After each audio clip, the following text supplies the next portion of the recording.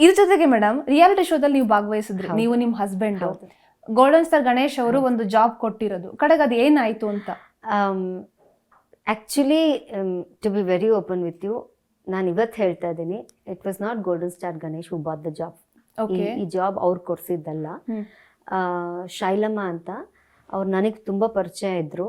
ನಾನು ಅವ್ರನ್ನ ಕೇಳಿಕೊಂಡೆ, ಶೈಲಮ್ಮ ನಂಗೆ ನಿಮಗೆ ಕಂಪನೀಸ್ ಎಲ್ಲ, ಅವ್ರು IBM ವರ್ಕ್ ಮಾಡ್ತಾಯಿದ್ರು, ನಿಮಗೆ ತುಂಬ ಜನ ಪರಿಚಯ ಇದ್ದಾರಲ್ಲ, ನನ್ನ ಯಜಮಾನ್ರಿಗೆ ಒಂದು ಜಾಬ್ ಕೊಡಿಸ್ತೀರಾ ಪ್ಲೀಸ್ ಅಂತ. ಅವರು ಬೇರೆ ಎಲ್ಲೋ ಯಾಕೆ ನಿಮಗೇನೂ ತೊಂದರೆ ಇಲ್ಲ ಅಂದರೆ, ಅವ್ರದ್ದೊಂದು ಎಡಿಬಲ್ ಪ್ರೋ ಅಂತ ಕಂಪನಿ ಇದೆ, ಅದು ಎಡಿಬಲ್ ಕಟ್ಲರಿನ ಅವರು ಪ್ರೊಡ್ಯೂಸ್ ಮಾಡ್ತಾರೆ.